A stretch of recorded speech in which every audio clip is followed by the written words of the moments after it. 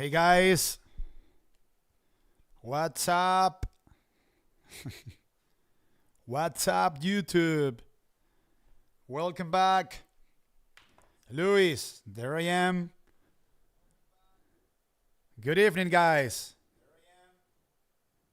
How are you guys doing today? Good? Please drop a comment down below and let me know what stocks you guys want me to go over. Keen Skrilla Music, welcome. Luis, welcome, folks. Please drop a comment down below. Let's go over some stocks today.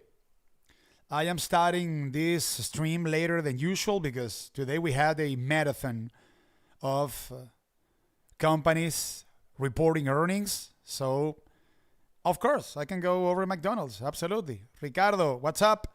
Alex Avelar, PM. Hey, Kev. How are you, bro? Good?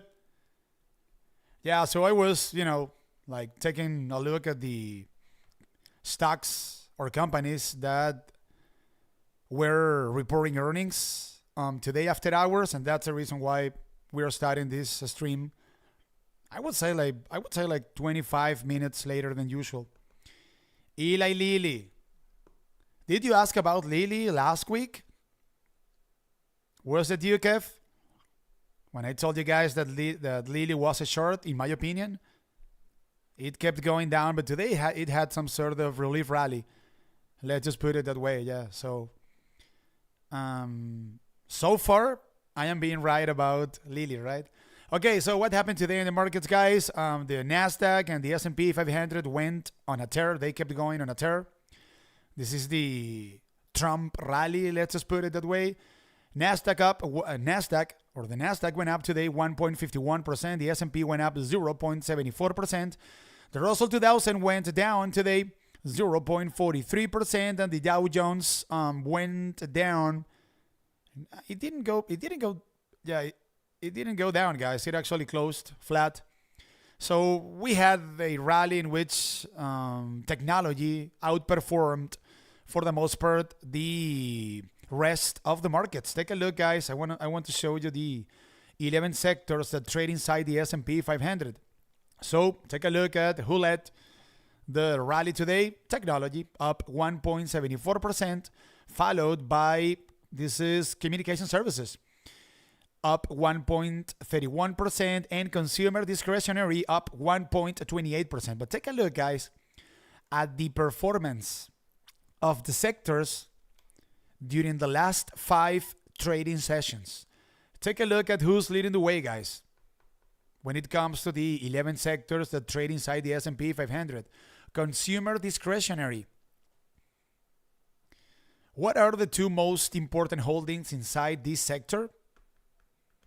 Does anyone know? Consumer discretionary. I have one.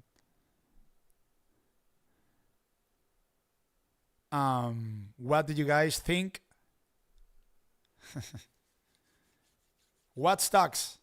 What are the 2 most important stocks inside this sector, consumer discretionary? So maybe you can learn something today, guys. One of those stocks starts with A, as in Apple. Walmart, no. One of those stocks starts with A, as in Apple, or as in, I don't know, America. But it is in Apple, obviously, right? No, it is in Apple. One of those stocks starts with A, as in America, and M as in Mary. There you go. Good job, Amazon. AMD. No, it isn't AMD. It's Amazon. Correct. But what's the second most important holding inside consumer discretionary? Okay. That stocks start with T, as in tray. Come on, guys. T as in Terry. So you already guessed one correctly, which is Amazon. What's the other stock? the CEO of that company was campaigning in favor of Donald Trump. There you go, Tesla, of course, Tesla. Yeah. So take a look, guys, at the performance of these two sectors throughout the last 5 trading sessions. Amazon, Tesla, up, the sector, okay, led by those two stocks. So this sector, consumer discretionary, up almost 8%. This is unbelievable, guys. 8% in only 5 trading sessions, guys. This is nothing short of extraordinary. And take a look at technology. Apple, Microsoft, up almost 7%. Amazing, guys. So, for the most part, the rally that we are seeing as of now in the markets, that some people call the Trump rally, is a technology rally, for the most part.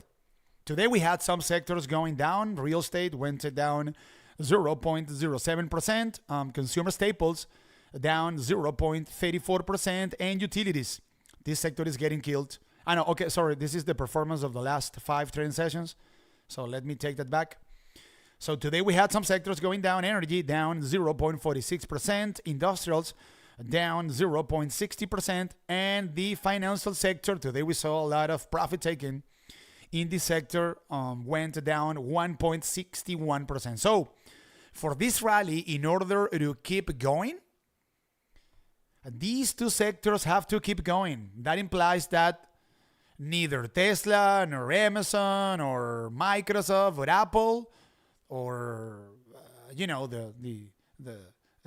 none of the so-called Magnificent Seven. So none of those stocks can see a bit of profit taking, guys. Otherwise, we might see some sort of pullback, and we'll see if that pullback ends up being bought up. If we take a look at a 4-hour chart of the SPY, guys, there's nothing to say here, guys. It is a waste of time, going over the SPY and calling out areas of support and resistance or potential levels of interest. From a resistance standpoint or from a support standpoint, this chart looks ultra bullish above all the moving averages. All of the moving averages are upward sloping. Are we going to see some sort of pullback? I would say anytime soon, of course. It is coming. But do we need to guess when that pullback is going to take place? No. That is exactly the opposite relative to what we have to do. In the case of a pullback, guys, and keep in mind that the seasonality is in favor of the bulls over here. Yeah, November and December are 2 very good months for the stock market from a seasonality standpoint, but it would be normal market behavior, guys, seeing some sort of pullback down to a previous breakout level at $586. This would be super normal and super healthy, I would argue, right? Yeah, this push to the upside that we have seen during the last 3 trading sessions. So the SPY has gone up, wow, $25, guys. Jesus. In 3 trading sessions. 5%, wow. Guys, get this. The SPY has gone up in only 3 trading sessions, 4.55%. Fair enough.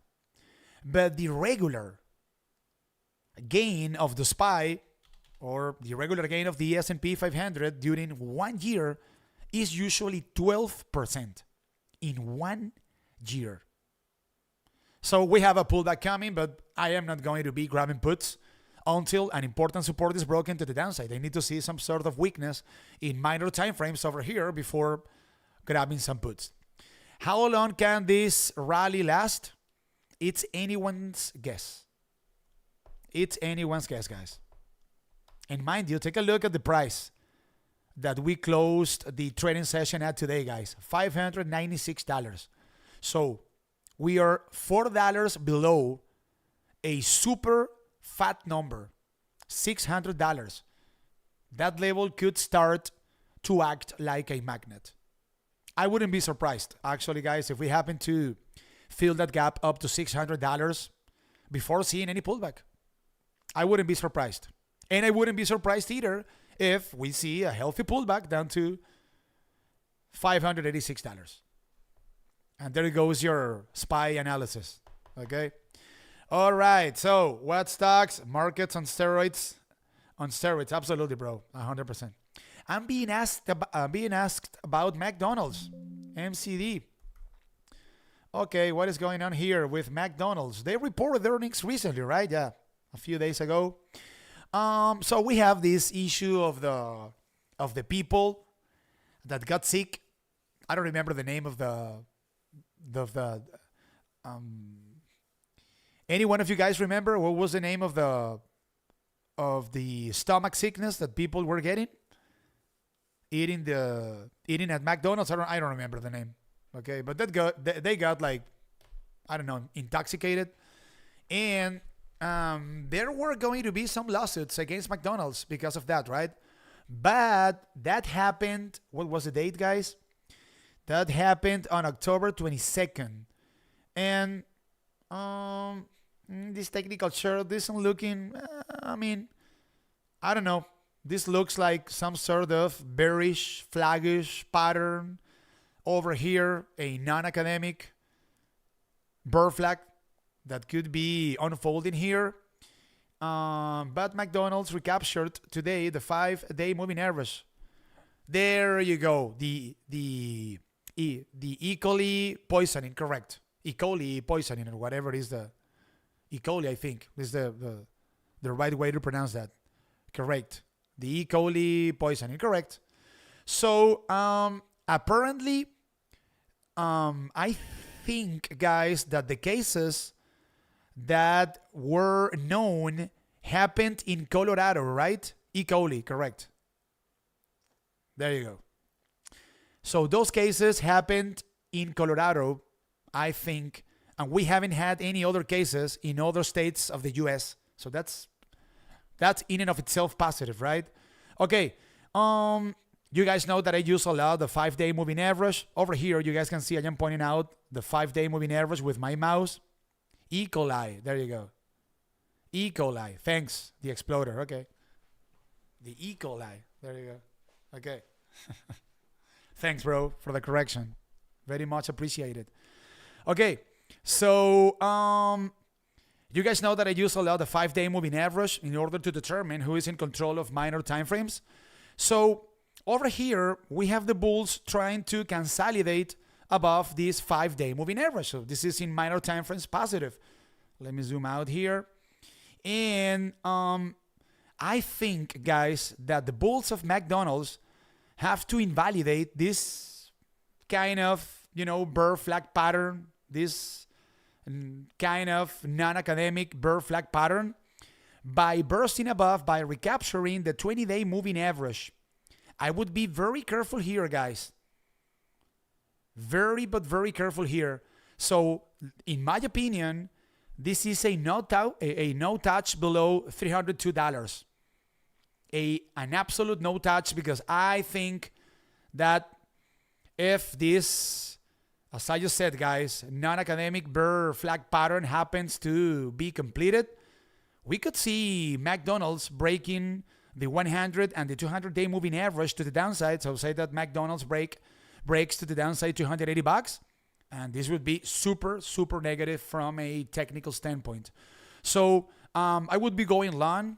I would take a shot here on McDonald's above $302, and I would be very careful below this 20-day moving average, so below $302.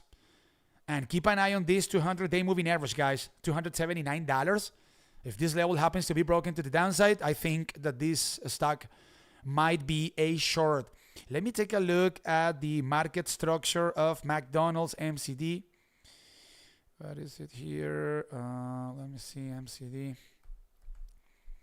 Alrighty. Okay, so this is a market structure chart. You guys can see over here. On top of this chart, you guys can see the demand or buyers, and at the bottom, you see the supply or sellers. So the demand is starting to rise along with the supply, but take a look at how the demand collapsed When I am talking about the demand, guys, I am talking about this blue shaded region that I am pointing out with my mouse. So take a look at how the demand collapsed because of the news about the E. coli poisoning, and now the demand is starting to pick up again. So this is positive in minor time frames, despite the fact that the level of the supply is higher relative to the level of the demand. So I would be going along McDonald's above $303, guys. And by the way, guys, if McDonald's happens to burst above $303, it would be recapturing all of the moving averages, because as of now, MCD is trading below the 20 and the 50-day moving average. So I would be constructive here above $303, and I would keep an eye on MCD, guys. 279 it happens to be broken to the downside. This could be a short opportunity. Let me take a look at some anchor VWAPs here. Let me see. MCD. McDonald's. Oh, take a look, guys. So an anchor VWAP that comes from all-time highs in the case of McDonald's shows us a price of $298. So what information is this anchor VWAP sending us? Well, that the average market participant that started a position on McDonald's when this stock hit all-time highs, this was back on October 21st at $317, has an average price as of now of $297. So this is a potential level of what, guys? I'm asking you. This is a potential level of overhead supply or resistance. So this reinforces my idea that this is a no touch below $302. I am actually going to put this stock on a sticky note, guys. Thanks for bringing it up. It is an interesting chart.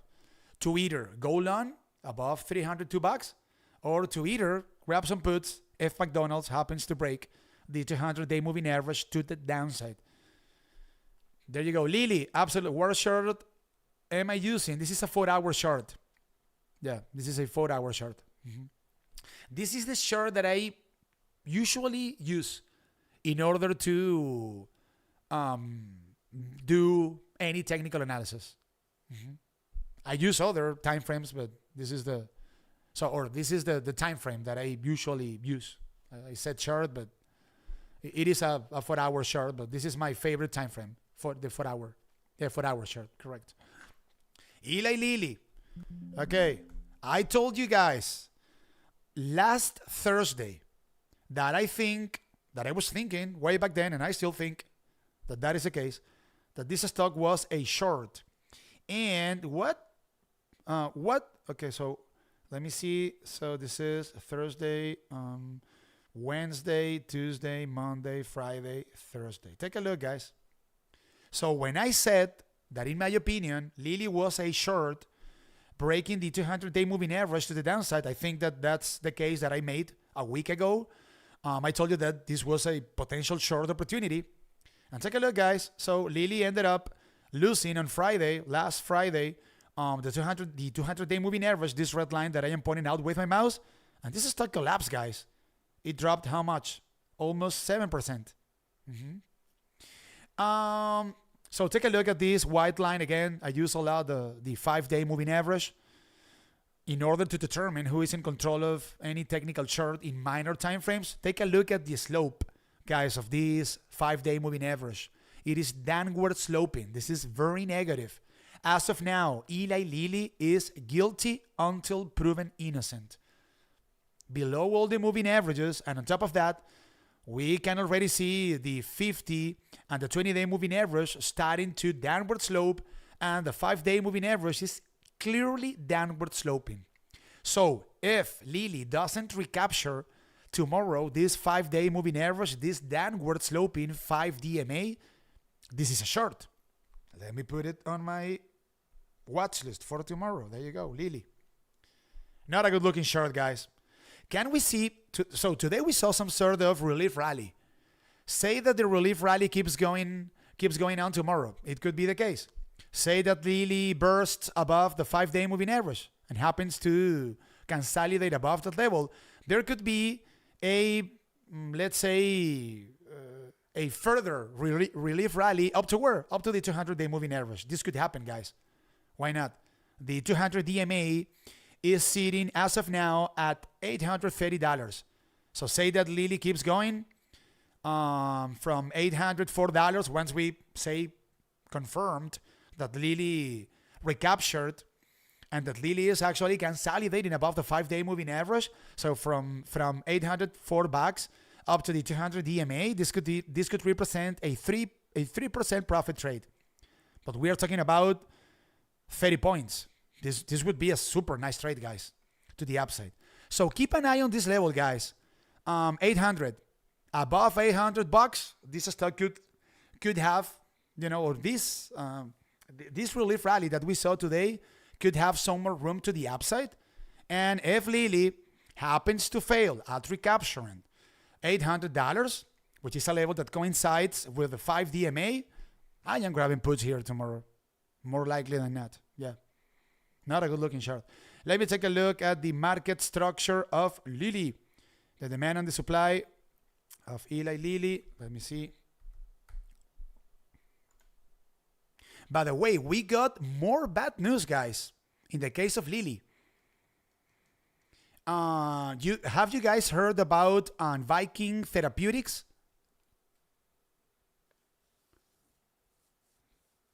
Have you guys heard about that stock, VKTX? So that company, guys, is working on a treatment for obesity, but with a pill. Because you guys know that the medicine that Lilly is selling has to be injected. But in the case of Viking Therapeutics, it is a pill. You take the pill. So it is way easier, than getting an injection. Absolutely, right?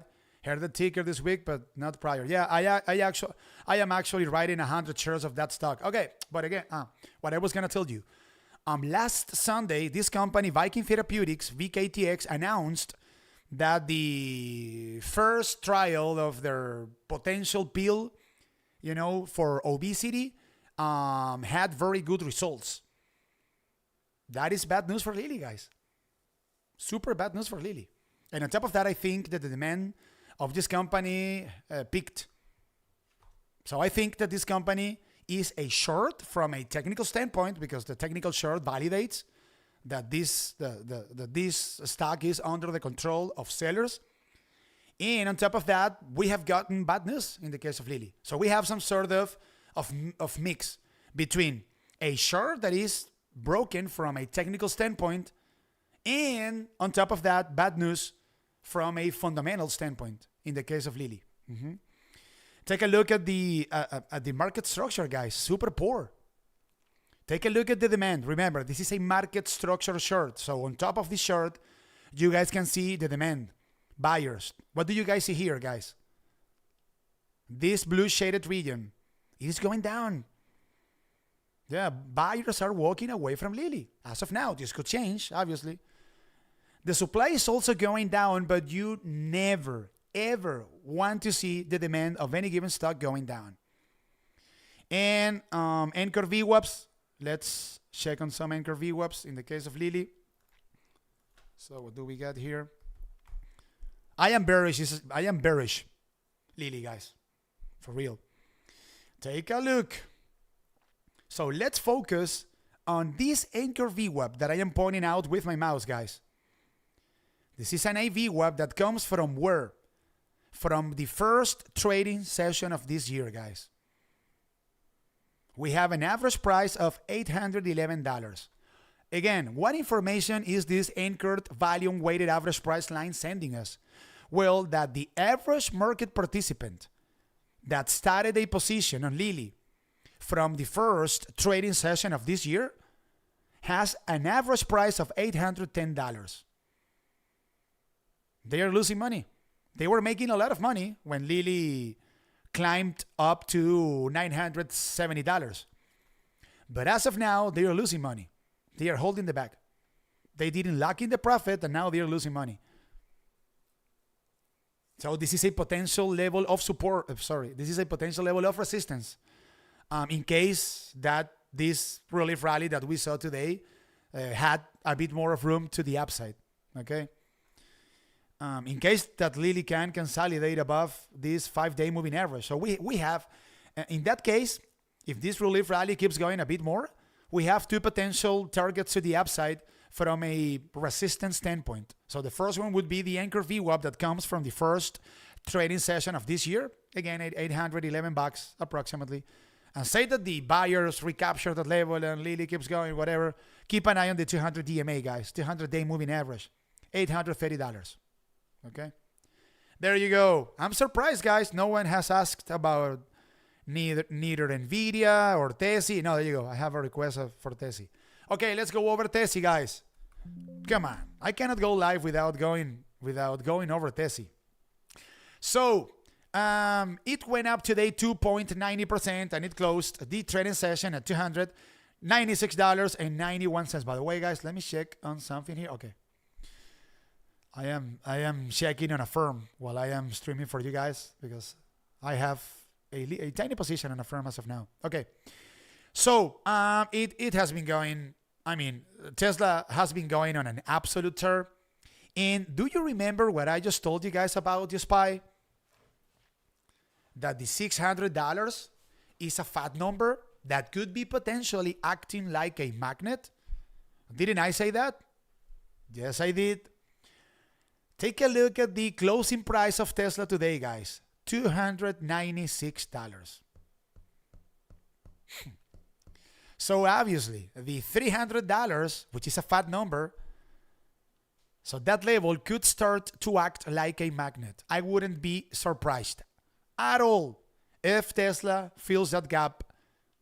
I would say sooner rather than later. It could happen. It's in the cards. This is a very bullish chart above all the moving averages.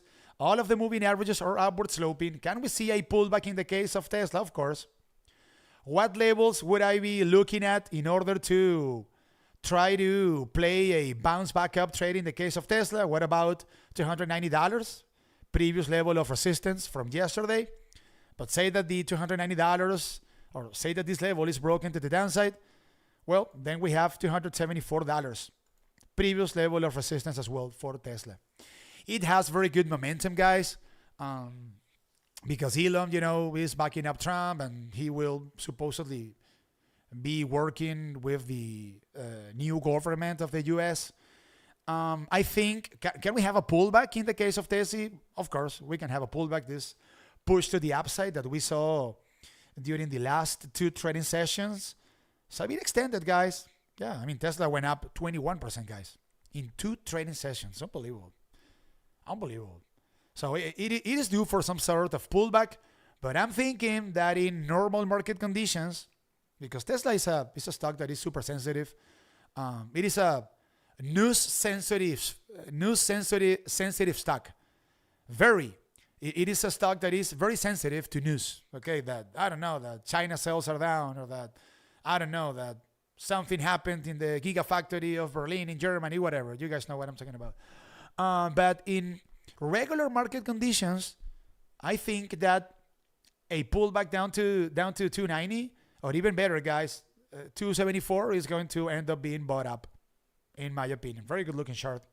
And on top of that, now Elon is super close to the new president of the United States of America.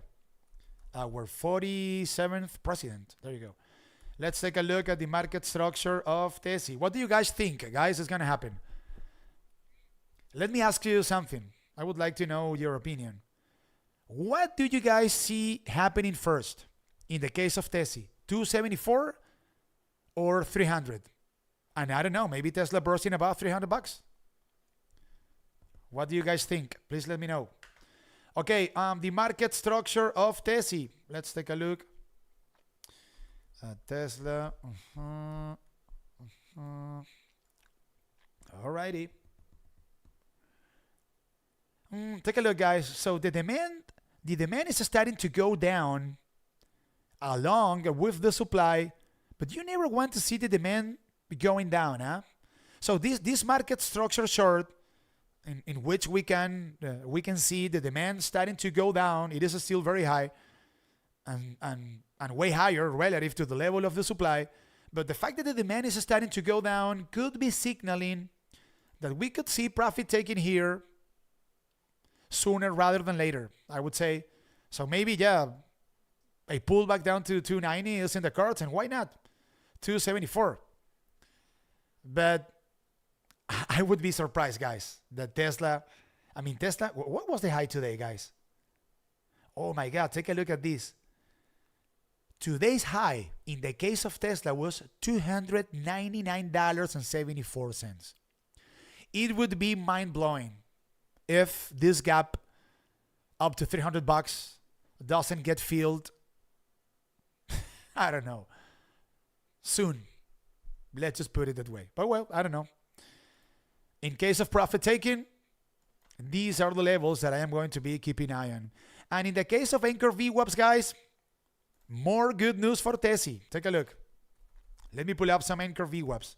Some anchored volume weighted average price lines in the case of Tesla. More good news. Good news, keep piling on for Tessie, guys. So over here, you guys can see two anchor VWAPs. The longest one, the one that I am pointing out with my mouse, happens to be an anchored volume weighted average price line that comes from the all-time highs of Tesla. Tesla hit or reached $410 back in November of 2021.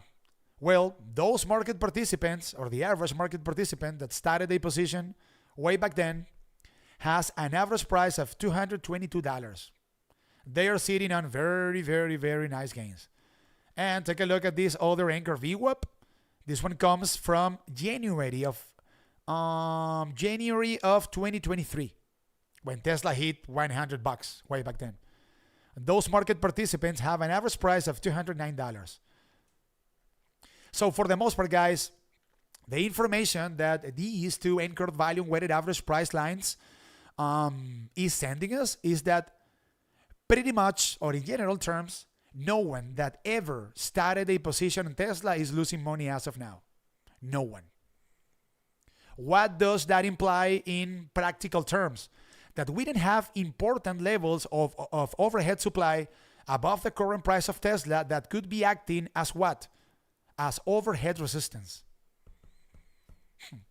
So Tesla takes out $300, guys. And I guess, and I'm super sure about it, guys, that today we had some people grabbing puts near $300. Oh, I am going to grab puts at $300. Oh, I am going to grab puts at $300. Tesla is overbooked. Tesla is, I don't know, $300. I am going to grab puts at $300. It is a psychological level, whatever. Bullshit.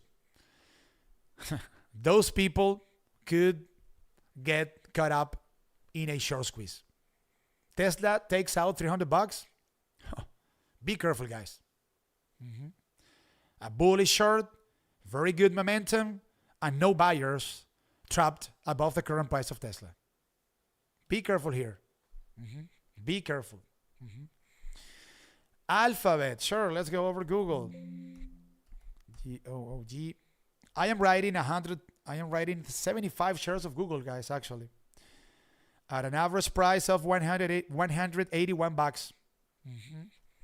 This is a very good looking short, guys. Take a look above all the moving averages, upward sloping 5-day moving average. So the last line of defense over here for the burst is this previous level of resistance at $184. Google happens to take out $184 and happens to consolidate above that level. And we have higher prices on tech here, guys. The next potential gap to the upside could be $188. This is a previous level of resistance back from mid-July of this year. What about a pullback here, guys? A pullback in the case of Google. Yeah, say that we see a general pullback in the markets, guys. We are a bit overextended, or a bit extended. Let's just put it that way. We could see a pullback. A general pullback in the markets, okay? Say that the SPY pays a visit down to $586. Well, if Google happens to pull back, keep an eye on the 5-day moving average, guys. $175. Yeah. But the technical chart as of now is suggesting that the let's say, more likely scenario would be seeing Google taking out $184, in my opinion. We'll see what happens. But since we are a bit, since the markets in general terms are a bit extended, so we can put two different scenarios on the table. One bullish and the other one bearish, quote unquote bearish, because this would be I would say a bullish pullback down to the 5-day moving average. Let's go ahead and take a look at the market structure of Google, the demand and the supply.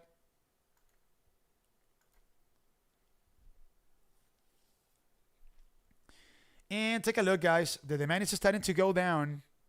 The supply is way below the level of the demand, but the supply is like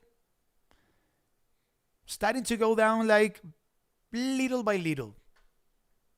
So yeah, what about a pullback down to 175? This could be a buying opportunity as well. And if we take a look at anchor VWAPs in the case of Google, what do we see here? GOOG alphabet. Let's see. Wow, it is already super dark here, guys. I am in Charlotte, in North Carolina. This season of the year sucks, guys. It is so hard, You guys know that I am making YouTube videos and going live for you guys on Thursdays. And going live, guys, or being here, in my studio, being super dark outside, like if it were, I don't know, 3 a.m. in the morning, this is disgusting, guys. I mean, terrible. So, take a look. No buyers trapped above the current price of Google, guys. Look. If we take a look at an anchor VWAP, if we take a look at an anchored volume weighted average price line that comes from the all-time highs of Google, we get an average price of $167. So, get this, guys. The average market participant that started a position on Google when this stock hit all-time highs. So, in other words, the average market participant that started a position on Google at its highest price as of now has an average price of $167. We didn't have important levels of overhead supply above the current price of Google, guys. So Google takes out, if the bulls can consolidate above $184 and $188.50, $189 is in the cards for Google. Can you take a look at Meli? Yeah, Mercado Libre. Okay, let's take a look at Mercado Libre. This stock collapsed yesterday. They reported their earnings yesterday, right? Yeah, they did. Yeah. So I guess that the report came out worse than expected. Take a look, guys. I mean, this is a falling knife. You have to be careful here, guys. And take a look. Take a look at this moving average. This is none other than the 200. The 200-day moving average. Today it acted as support. It could give rise to some sort of larger bounce for Mercado Libre. You guys say Mercado Libre in Spanish, and obviously you guys know that my first language is Spanish. We say Mercado Libre. So the next potential gap to the upside in the case of Mercado Libre could be a previous level of resistance, $1,820. This is a previous level of resistance back from early August. Free market, yeah, Mercado Libre. Yeah, you can say that. I don't know, guys. So this is the very last line of defense for the bulls, guys. The 200-day moving average. If Mercado Libre happens to break to the downside, $1,752, which is the level that coincides with the 200-day moving average, this is a short, guys. Yep, more likely than not.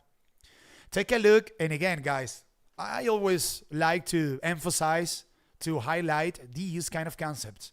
Take a look at the slope of the 200-day moving average. Look, guys, it is upward sloping. So what is it doing? It is pushing price up. So Mercado Libre collapsed and the bulls found support today right at the 200-day moving average to the F penny. This is positive. Maybe we have $1,822 coming up for Mercado Libre. That could be the case. Let me take a look at the market structure of Meli. Let's see what's going on here.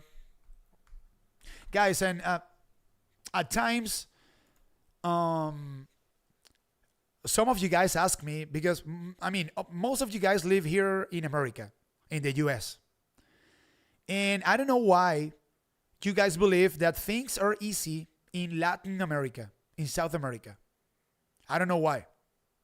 You guys should know that most of our countries are shitty countries. It is what it is, because of the social and the, general economic situation. This is an online, how would I define Meli? This is an online retailer in South America. Be careful thinking that you're a genius investing at a long term on an online or on an e-commerce company in Latin America or in South America. What could possibly go wrong, guys? With a company that sells stuff online in South America. Be careful, huh? Be careful here, because I have gotten some messages from you guys asking me about Meli from a long-term investment perspective. Be careful. So you have the better companies of the world here in the US, guys. No audits, just to point out something. Correct. Meli is something like the Amazon of Latin America. But why would you guys invest in South American companies when you have the best companies of the world here in the US? Why would anyone invest in Mercado Libre? An e-commerce company in Latin America. I mean, whatever. Okay, circling back to the technical analysis of Mercado Libre. So the demand is flat. It isn't going down, which is good. But take a look at the supply, guys. It is starting to rise. This isn't positive. The demand isn't going up, but the supply is going up. So keep an eye on the 200 DMA, guys. This is the very last line of defense for the bulls. Again, $1,753. And maybe this bounce lasts a bit more. And maybe we could see $1,826, which could be a potential level of resistance for Mercado Libre. Let me take a look at Anchor VWAPs here to see what do we see in the case of Meli. I didn't take a look at the report, guys. This is a stock that this is a company that I am not really interested in. Not at all.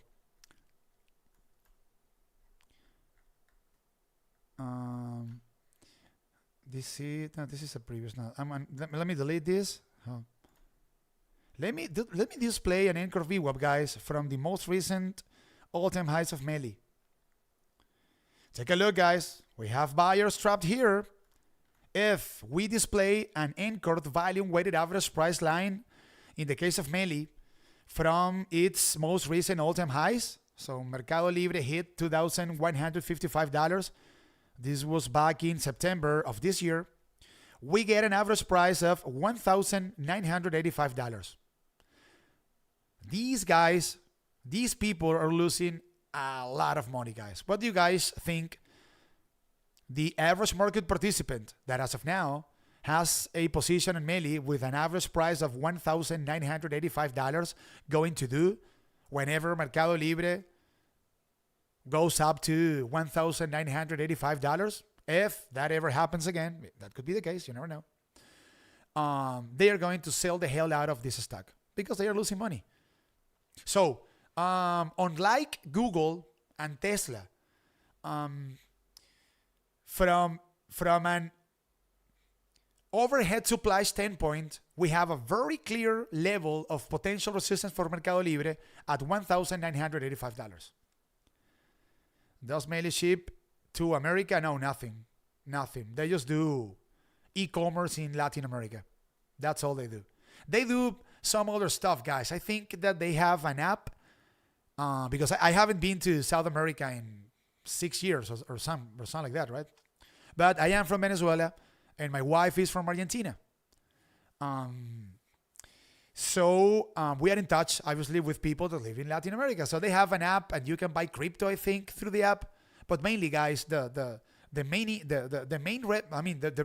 most of the revenue that this company makes comes from selling stuff online. And on top of that, keep in mind that this company, the revenue that they make is not made in US dollars. Do you guys know that? So if I sell something, say, in Colombia, or in Peru, or in Argentina, the transaction takes place in the current currency of that country.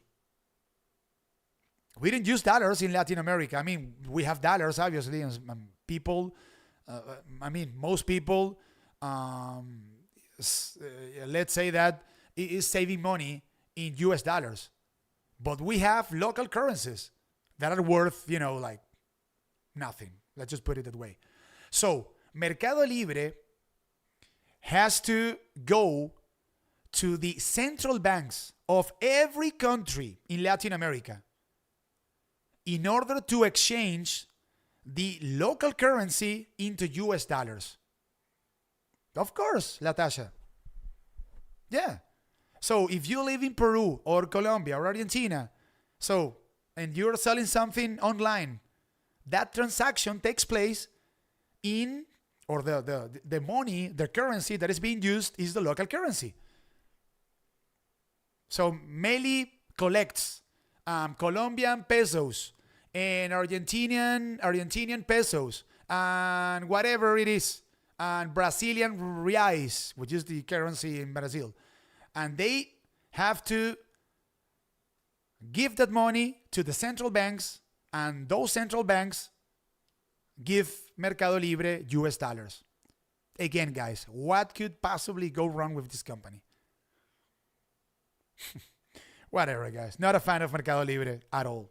But there goes the technical analysis, okay? Oh, yeah, 100%, man. Yeah. And mind you, guys, we have a few serious central banks in Latin America. We have some serious central banks. The Mexican central bank is a serious one. The Peruvian central bank is a serious one. The central bank from Uruguay is a serious one.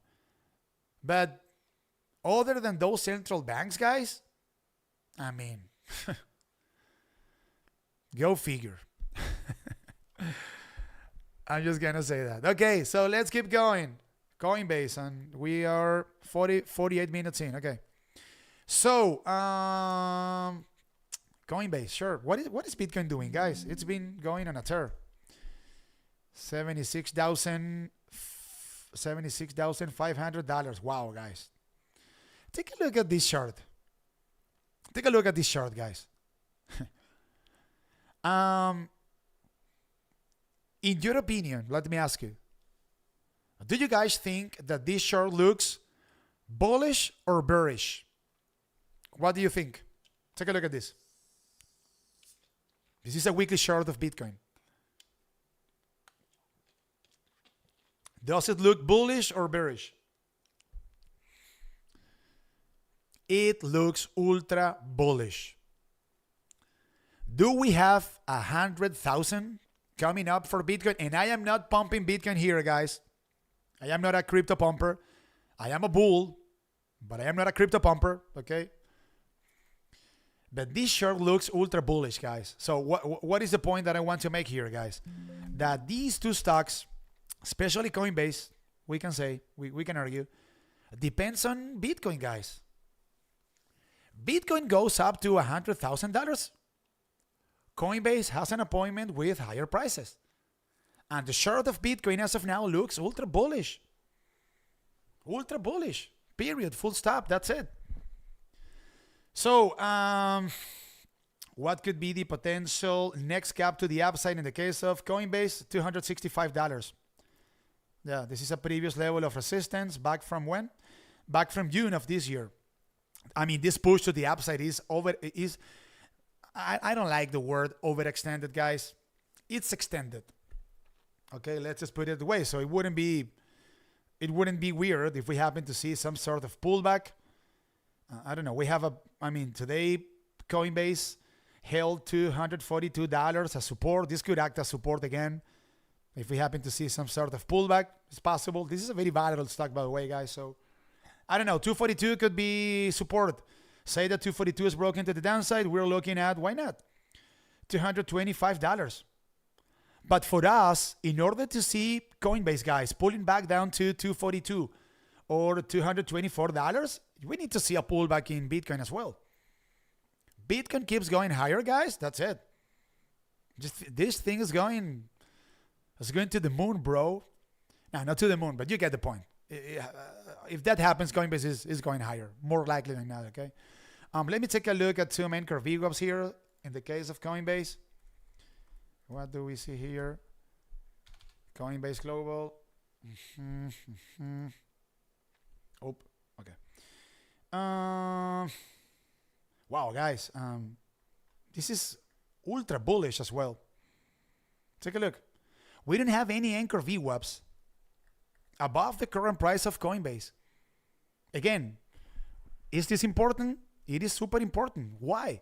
Well, because this implies that we don't have important levels of overhead supply above the current price of Coinbase.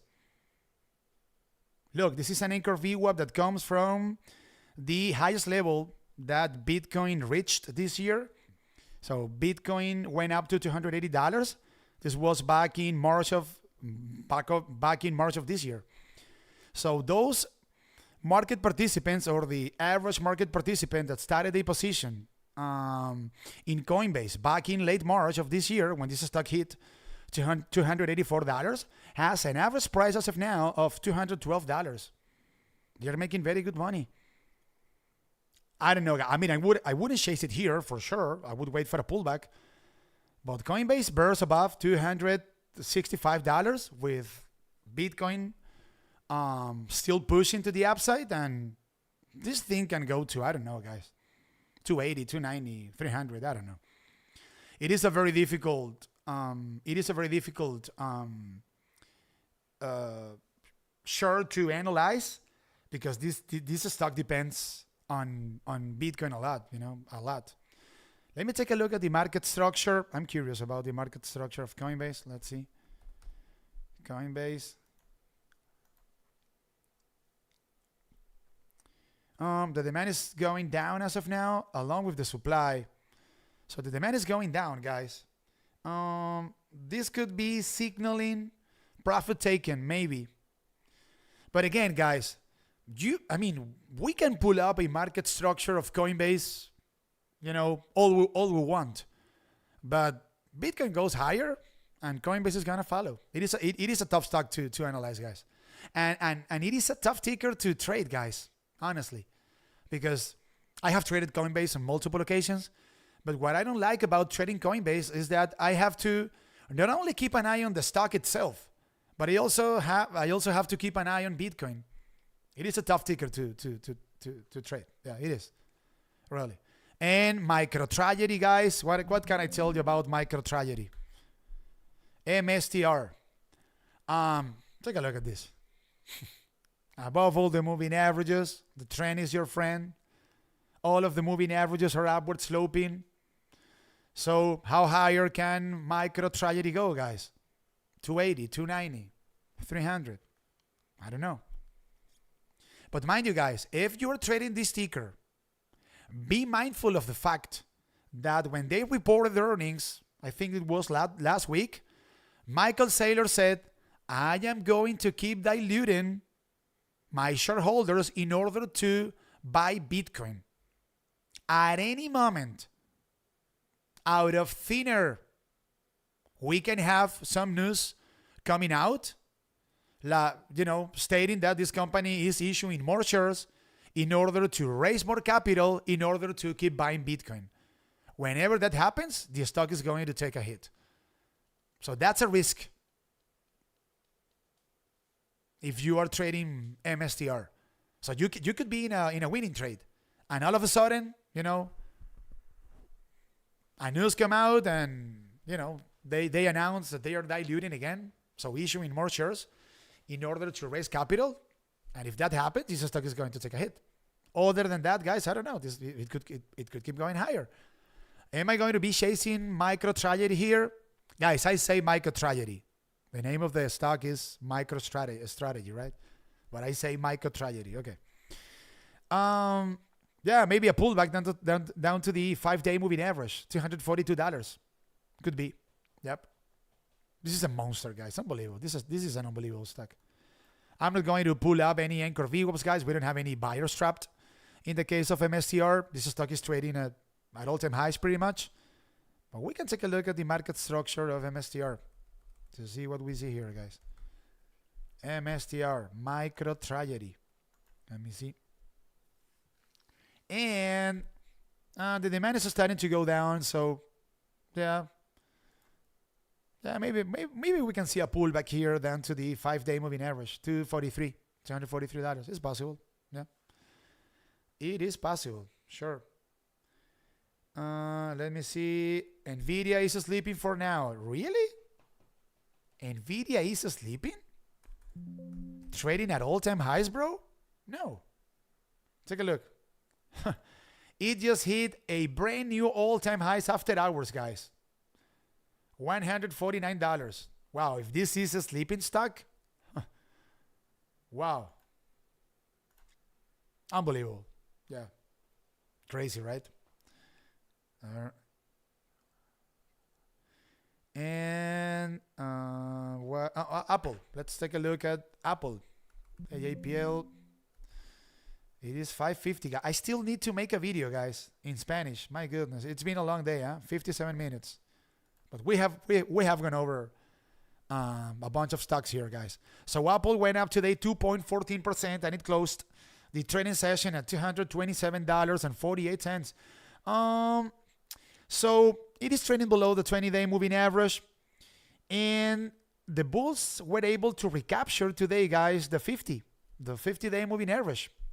And on top of that, they already recaptured the convergence of the 100 and the 5-day moving average at $223, which is a previous level of resistance. So they were able to burst above that previous level of resistance, and by doing so, they also recaptured the 100 and the 5-day moving average. Today we had a very positive day, and keep an eye on this level, guys. The 50-day moving average. Apple happens to consolidate above $227. And we could see a test of the $230, which is also a fat number, so it could be acting as resistance.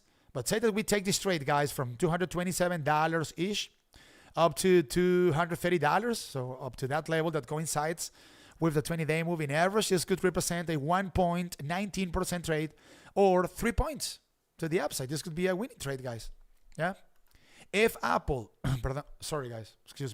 if Apple consolidates above this 20 DMA above $230, then it is going to be trading. If that were to happen, it is going to be trading above all the moving averages. That would be very bullish, guys. So we could see higher prices, $233. Why not all-time highs, $237? It is an interesting chart, huh? I would rather see more strength when it comes to the buyers of Apple. So I would rather see Apple bursting above 229 before going long the stock. But there could be also a trade from the 50 up to the 20-day moving average. So from 227 up to 229-ish. It's possible. Yeah. It is an interesting chart. Let me take a look at the market structure of Apple. So the supply and the demand. APL. Let's see. The supply is going down. And the demand, remember, this is a market structure chart. So what you guys see on top, if the demand is the demand, or buyers, and at the bottom of the chart, the supply or sellers. So the demand is starting to go down, and along with the supply, we have some sort of tie here between buyers and sellers. So yeah, as long as Apple remains above the 50, I think that we have the 50 DMA, right? 227-ish. I think that we have more room to the upside here. And let me take a look at an anchor VWAP that comes from all-time highs, because Apple is trading near the highs, guys, near all-time highs. Let me see. And take a look. So an anchor VWAP that comes from all-time highs, so that comes from $237, is signaling as of now $229. What a coincidence. Take a look, guys. And 229 coincides with the 20-day moving average. So this reinforces my idea that in order to go long Apple, I would rather see the stock above 229. Preferably. Let's just put it that way. Well, guys, I think that this is a wrap. I've been live for you guys for an hour, and I don't want to go. I don't want the stream to be longer than an hour, because then, you know, you guys know that once I'm done streaming for you guys, I release this live stream on YouTube openly for anyone. So if the stream takes more than an hour, then I don't get many views. So I hope you guys found value on the stream. Yeah, it is always super nice, you know, going live for you. I really enjoy it. It is super different relative to what I usually do, because you guys know that I do live stream throughout the whole training session for the members of my Patreon, but those streams are spoken in Spanish. So when I go live for you, it is in English. So I don't know, it has some sort of a special taste. Let's just put it that way. Thank you so much. First time here. Awesome, bro. You guys know that I have a Discord channel on our server, right? You guys know that, right? Let me see. Look, Alvaro, look. And I am calling out levels of interest in the case of the SPY too. Every single day. Take a look. Today was very active, actually, despite the fact that we didn't see much action we didn't see much action throughout the whole trend session. So keep an eye on my Discord channel, guys. Alvaro. If you guys happen to be trading the SPY actively, you are going to find good value. Let's just put it that way. I joined through Discord, but you are already in your Discord. Awesome. Perfect. Awesome. Thank you, guys. Enjoy the rest of your day. Take care, and I will see you guys tomorrow. Let's hope for a pullback, right? Of course. Let's hope for a pullback, guys. Trading these, melt-ups near or at or above all-time highs is terrible, guys. We need a pullback. We are getting a pullback. Mark my words. I don't know how. I cannot time it, but we're getting a pullback. Bye, guys. Take care. Enjoy the rest of your day. Thank you. Thank you for watching, and thank you for listening. Bye-bye. Thanks.